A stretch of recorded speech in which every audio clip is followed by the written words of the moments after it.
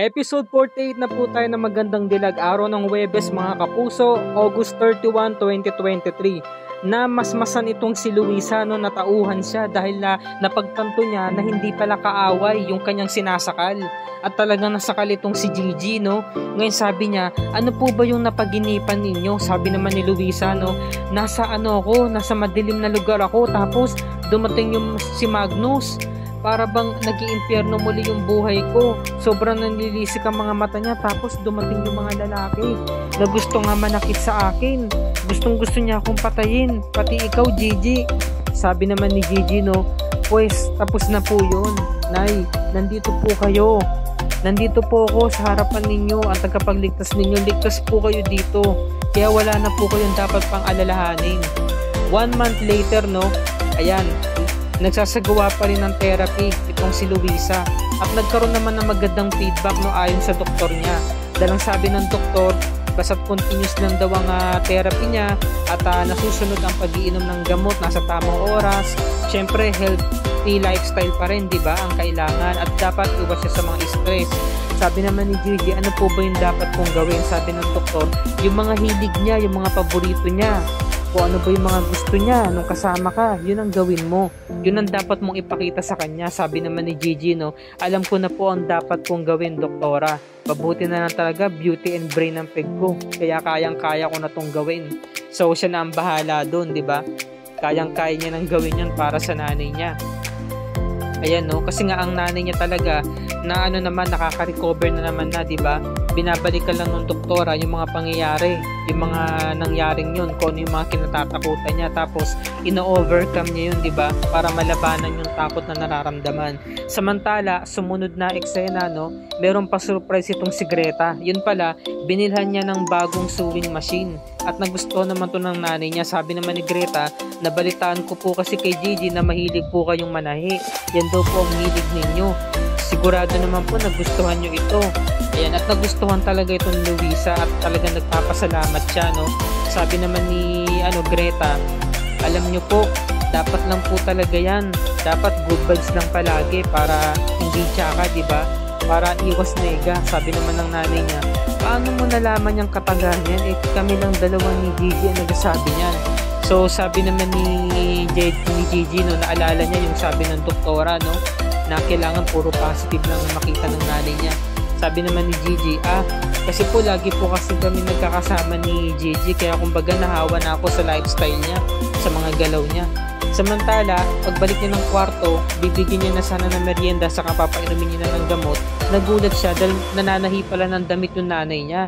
Nanahi pala ng bagong damit. Hindi daw niya maiwasan kasi sobrang sabik siya na gawin ulit tong hilig niya. Ngayon, pinasuot niya to kay Greta. Sinuot naman agad ni Greta at nagustuhan niya. Sabi niya, napakaganda naman itong damit na to. Ito yung mga sinusuot ng mga nagraramp sa sa fashion show eh. So ayun na, umikot-ikot siya tapos rumampa siya. Ayan no, tapos nagustuhan ni Luisa. 'Di ba, naalala niya noong mga panahon na sumasali sa pageant yung anak niya. Ayan no, sabi yun, nagbiro pa nga.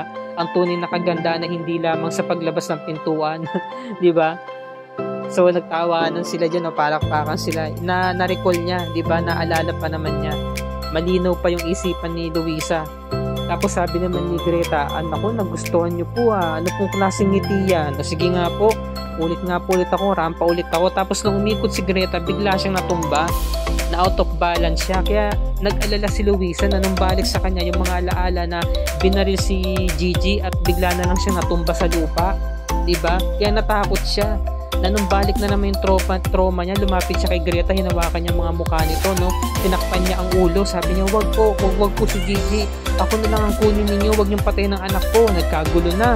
Sabi naman ni Greta no, Nay, ano po, wala pong kalaban dito, ligtas po kayo dito, wala po sila dito. Tinawag yung mga nurse. Sabi nung nurse, nagtanong kay Greta, ano po ba nangyari, bakit po nag-trigger ulit yung trauma niya? Sabi naman ni Gigi no, kasi wala naman akong ginagawa, nagrampa lang ako dito, meron lang siyang naalala. Pakiusap ni Luisa, Kung talagang kaibigan mo kami at talagang nagmamalasakit ka sa amin, pakiusap, ipakita mo sa akin si Gigi, dalhin mo ko sa kanya. Kaya ang ginawa ni Greta, kinompronta niya si Tita Sofia niya, pinuntahan niya sa bahay nito. Sabi niya, wala na po akong iba pang gagawin kundi sabihin kay nanay na si Gigi at si Greta ay isa. Noon sinunod ko kayo. Kaya nga muntik nga malagay sa peligro ang buhay ng nanay ko, di ba? Yung tanggalin ko yung life support niya, nakinig ako sa inyo. Pues ngayon naman, ako naman ang pakinggan ninyo. Ako naman ang masusunod kahit anong tutol ang gawin ninyo. Hindi pwede. Ako ang masusunod. Sasabihin ko na kay nanay. Nagtalo sila na Sophia. No? Sabi naman ni Sophia, hindi to po pwede. Kailangan nasa proseso. Sundin natin ang mga payo at gusto ng mga nurse at doctors. Kailangan hindi matriggered ang sakit niya. Kasi kapag nag-reveal ka kung sino ka, at tingin mo ba makikilala ka kagad niya? Marami siyang katanungan sa'yo. At marami siyang iisipin. Makakadagdag lang yun sa trauma na kanyang tinatamasa. Ngunit pinaglaban talaga ni Gigi yung karapatan niya, no? Nakapag-desisyon na raw siya at tapos na daw yun. Samantala, kinakatok niya yung kwarto ni Luisa. Hindi siya nito pinagbubuksan dahil nakalak, no? Naglock mismo si Luisa ng kwarto kasi nga naman in case na may pumasok, di ba? Sabi naman ni Greta, ba't po kayo naglalak ng pinto? E paano po kung may emergency na nangyari sa inyo? Sabi naman ni Luisa, no? Baka kasi may pumasok ng mga lalaki dito na gustong pumatay sa atin. Sa akin, sabi naman ni Greta, no? Nay, makikita niyo na po si Gigi, meron po akong sorpresa sa inyo, napaka-importante nito. Samantala, ito namang si Donna, pinuntahan si Attorney Eric, makikibalita nga tungkol nga sa resulta ng investigasyon ni Attorney. Sabi naman ni Attorney, sad to say, no, bigo ako. Meron ako napagtanungan na isang malapit na kaibigan ni Greta, pero siya mismo ang nagpatunay na hindi si Greta at Gigi ay iisa. So hindi makapaniwala si Donna. Sabi niya, imposible po yung sinasabi ng kaibigan ni Greta. Samantala, eto na. Pumasok sila sa isang kwarto, naka-wheelchair si Luisa. Sabi niya, ito po Naya, dito po tayo pumuesto, sagit lang po. Panoorin lang po natin tong video. Meron siyang pinanood.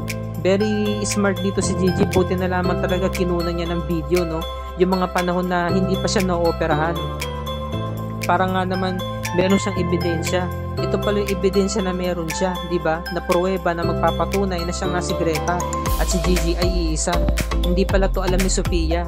Ayan o, nanonood si Luisa, hindi siya makapaniwala sa mga nakikita niya. Tuwang-tuwa siya nung nakita niya sa video si Gigi. Ayan o, tapos na yung procedure, kinukunan pa rin siya ng video. Sabi ni Gigi dito, di ba?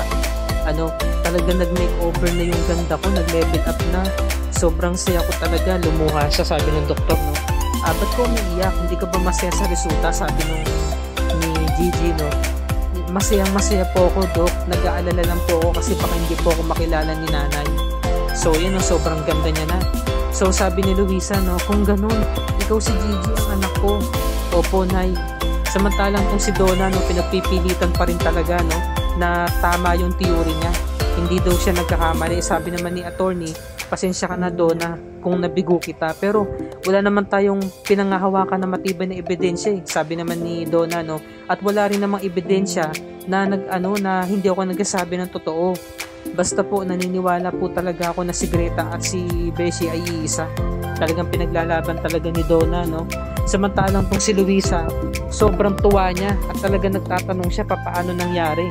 Bakit nga naman binago ni Greta yung mukha niya? Sabi naman ni Gigi, kailangan ko pong baguhin ang mukha ko na para maproteksyon na ng sarili ko. Ikaw, tayong dalawa, ginagawa ko to para hindi ako makilala ng mga kaibigan natin. So sabi naman ni Luisa, no, tama, ikaw nga yung anak ko, ang napakabait at napakamapagmahal kong anak, ang kaisa-isa kong anak, nakikita ko sa mga mata mo, Gigi. Sabi naman ni Luisa, no, pasensya ka na anak kung hindi agad kita nakilala. Patawarin mo ko, sabi naman ni Gigi, no, Nay, patawarin mo ko ha, nagmahal lang naman ako, naging marupok ako. Patawad kung pinakasalan ko si Jared kung hindi kita pinakinggan. Doon tayo nagkasira-sira eh. Doon na sira ang buhay natin. Sana nakinig ako sa iyo noon, Nay, kung pwede ko na sana i-rewind ang buhay natin para manumbalik sa nakaraan. Hindi sana wala tayo ngayon, hindi tayo napahamak. Nay, patawarin mo sana ako. Paulit-ulit siyang humihingi ng tawad. Ngunit sabi naman ni Luisa, tapos na yun anak. Ang importante magkasama tayo at ligtas ka. Yan, talagang masaya sila sa isa't isa.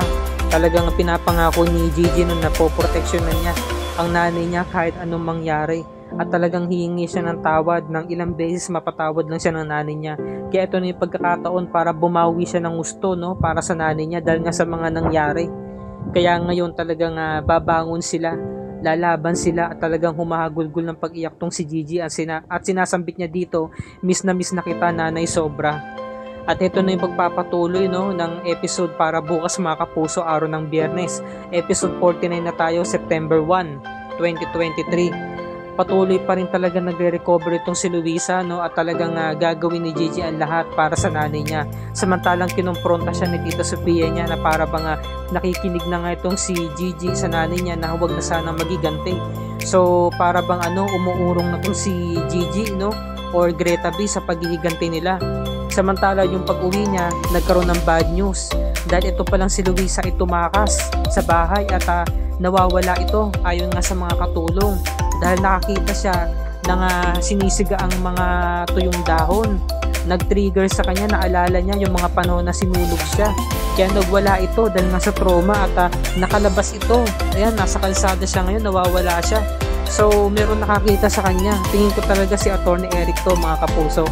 Kasi, si Atty. Eric kasi nag-iimbestiga, diba, tungkol kay Luisa. So, malalaman natin yan, mga kapuso, kung tama ba tong theory ko, kung si Atty. Eric bang nakakuha kay Luisa o yung tauhan mismo ni Mayor Magnus, diba? So exciting talaga, kabang-abang at very intense na naman na eksena dito sa Magandang Dilag, kaya wag na wag nyo itong palalagpasin bukas mga kapuso. At dito na po nagtatapos ang review and recap para sa araw na to. Kung bago ka pa lamang sa aking channel, please like this video at i-share mo na rin ito sa iyong social media platforms. I-hit mo na rin ang subscribe button with notification bell icon para lagi ka updated sa mga episodes ng Magandang Dilag and other GMA shows tulad nito. Maraming salamat sa inyong panonood mga kapuso, and God bless us all.